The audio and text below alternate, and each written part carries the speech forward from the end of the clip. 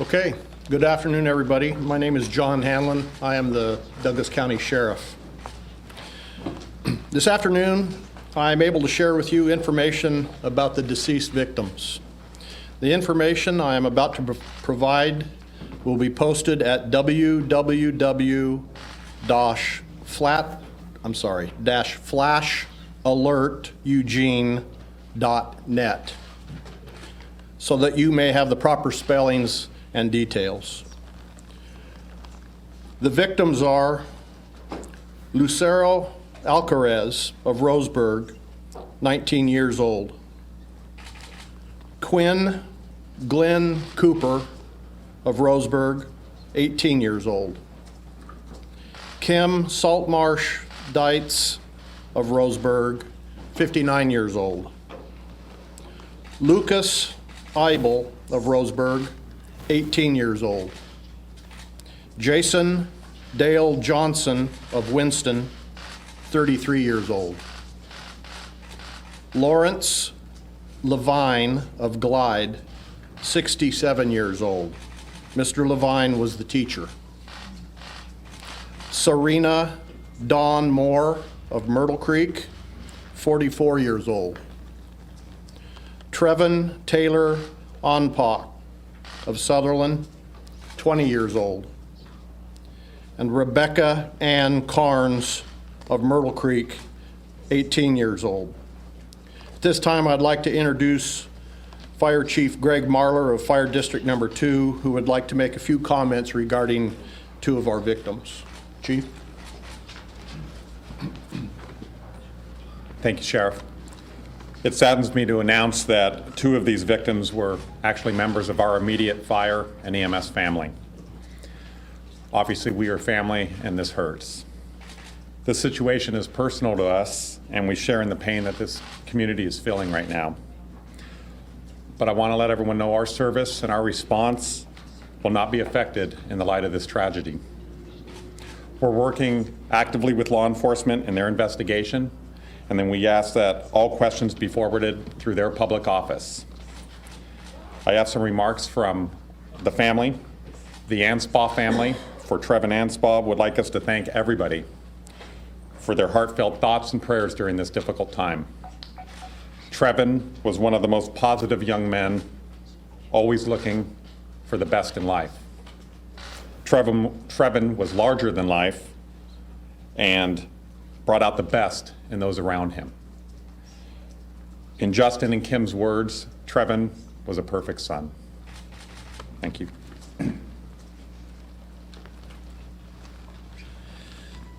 We have a few more family statements that we would like to read. And so I will start with Sergeant Boyd from the Oregon State Police, who will read a statement from the Eibel family.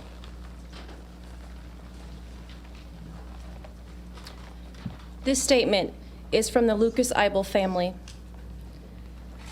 We have been trying to figure out how to tell everyone how amazing Lucas was, but that would take 18 years.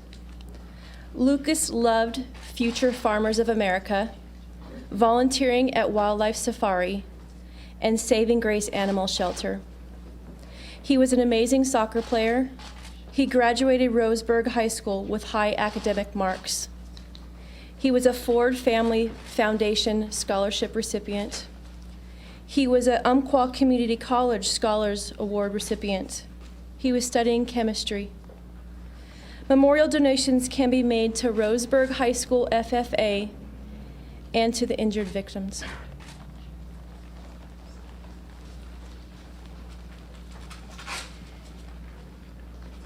I will now read a statement from Jason Johnson's family.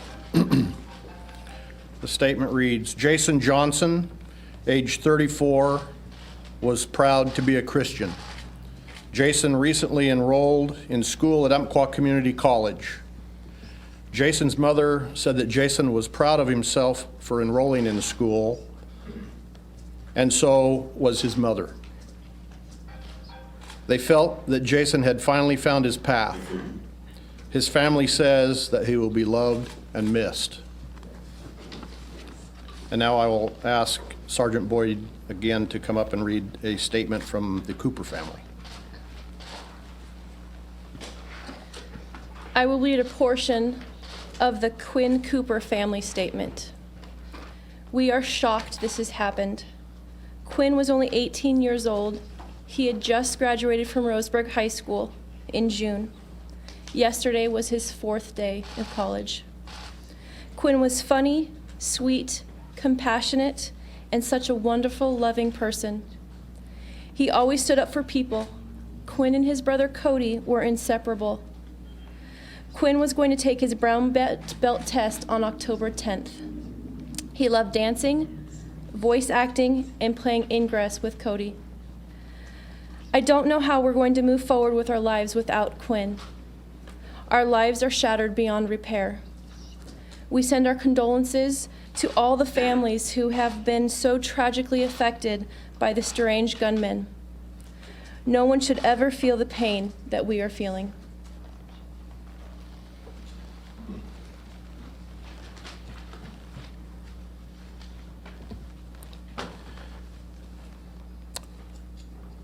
We know that the media are interested in speaking with the families, and we understand that.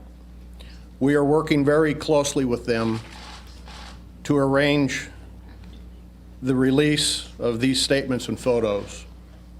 If they wish to do interviews, we will arrange those opportunities for them as well.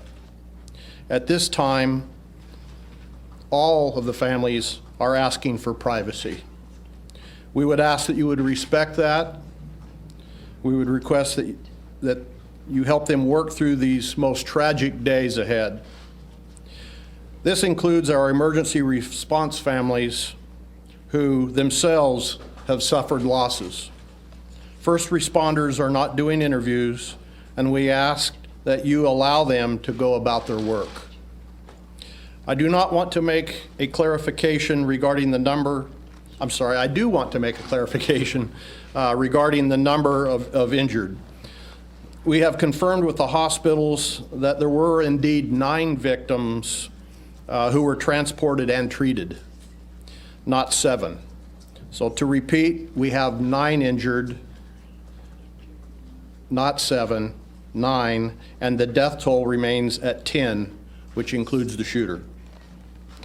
Again, we are still requesting anyone with information or photos or videos to call 1-800-CALL-FBI. Now, I would like to introduce Janet Holland, the Executive Director of the Community Health Alliance, to talk to us about the mental health resources that we have available. Janet? Thank you, Sheriff Hamlin. I wanted to let you know that Community Health Alliance's staff are committed to helping this community recover from this tragic incident. Our thoughts and prayers go out to everyone affected. CHA's mental health care specialists are already on scene at Umpqua Community College, at Mercy Hospital, and at the Douglas County Fairgrounds. They are assisting our citizens that are in need. CHA has a 24-hour hotline to assist anyone in need of help during this tragedy. That number is 800-866-9780. For anyone needing to talk to someone during normal business hours, they are encouraged to call either 541-440-3532, or during this weekend, we will have drop-in hours at many locations across the community, including the Ford Family Foundation, our offices at Annex B on the Mercy campus. This is really hard.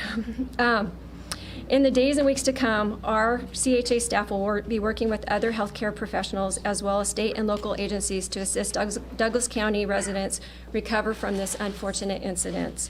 I have been totally amazed by the outpouring of support across the state. We have received offers from the community, from Colorado, and we will be coordinating those resources to make sure that the needs of our residents are taken. Coordinating those resources to make sure. On Saturday and Sunday from 9 until 8 at both our offices at Stewart Parkway at Annex B, as well as at the Ford Family Foundation. I want to remind everybody that during this tragedy, there's some things that we can all do. One is follow your normal routine. do what you do on a regular basis. Second, take care of yourself. This was an opportunity. My son was at Uncle Community College, and I had him actually lots of hugs last night. That was the most important thing, and let him talk. I let him talk about what his experiences were. The other thing is talk to people. Third, turn off the media and take a break. I think that sometimes we can get inundated by all the media and it can be overwhelming. I talked to my mother yesterday and she also said, I need a break from this. It is important that we all take care of ourselves. And lastly, we need to help each other. I have been, and I was born and raised in this community. I have witnessed firsthand the resiliency of this community, and I know that together we can get through this. Thank you.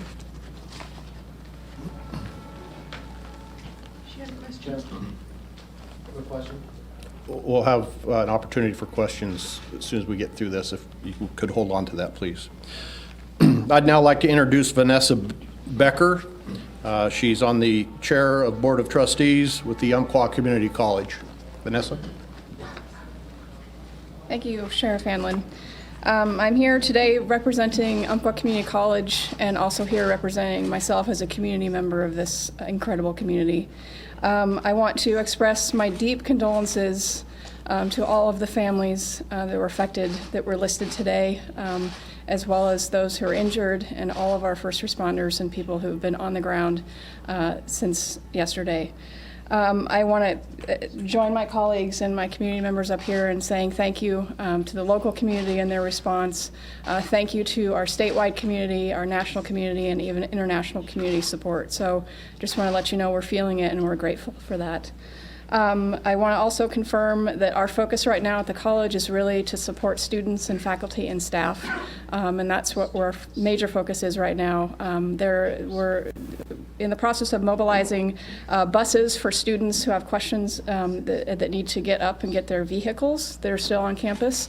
There are buses that are being staged right now at the fairgrounds, Douglas County Fairgrounds, at 3 o'clock. So I encourage folks that if they have cars that they need to get returned, arrive at the fairgrounds at 3 o'clock. We also, as Janet mentioned, have some additional trauma-informed counselors and mental health professionals to help support folks at the fairgrounds as well. So, thank you. And now I'd like to invite the Roseburg City Manager up, Lance Colley.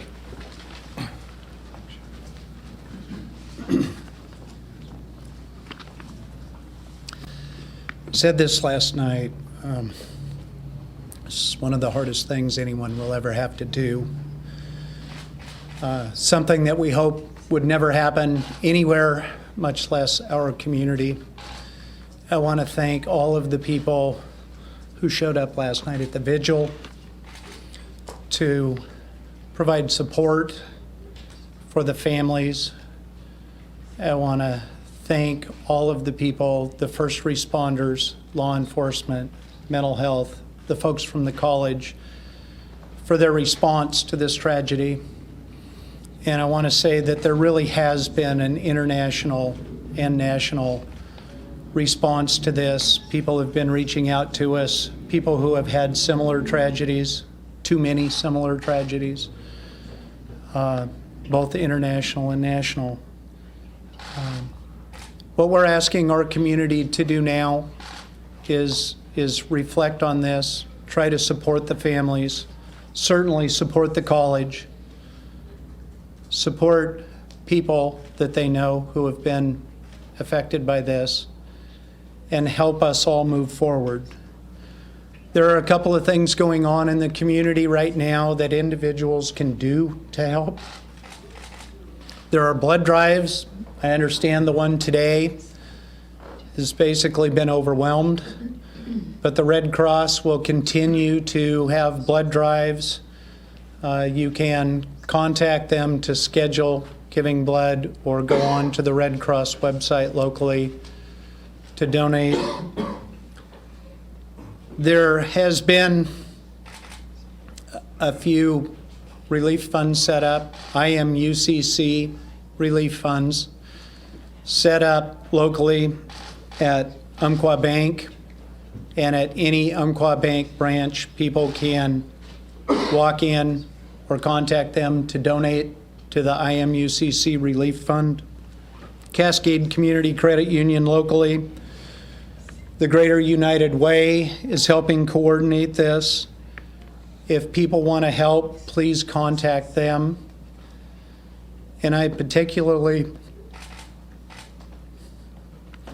want you all to keep the families in your prayers. Please honor their privacy. Please know that we, with their help, with the help of the college, will move forward.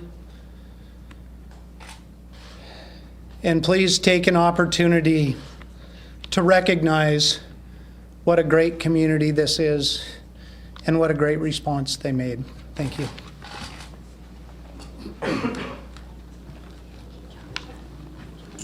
So at this time, we'll answer a few questions. And sir, I know you had one.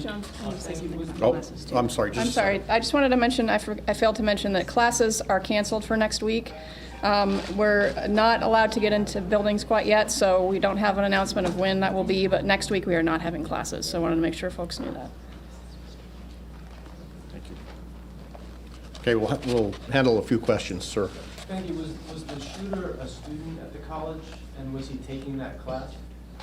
And then the second part is, was there any, did he leave behind any papers, any statements he wanted to make? Yeah, those questions are all questions that we have intentions of answering as this investigation continues, but at this point, we don't have those answers to report and share. Can you clarify what you mean by members of the EMS family? Were they EMS workers? Trevin Anspaugh was a son of one of our firefighters with the fire district, and Rebecca Carnes was a niece of one of our paramedics with the fire district. One more question. Sheriff, the person who, the older person who was killed, the 67-year-old was the instructor. Can you tell us a bit, or is anyone able to give us a bit of background on this person? I'm sorry, I can't. I don't have any other information other than what I gave you tonight. I'm sure soon there will be something more. Can you confirm whether the shooter was committed suicide or whether he was killed by police staff? At this point, that's all part of the investigation that's ongoing, and that determination hasn't been made. Thank you. That'll be the last question.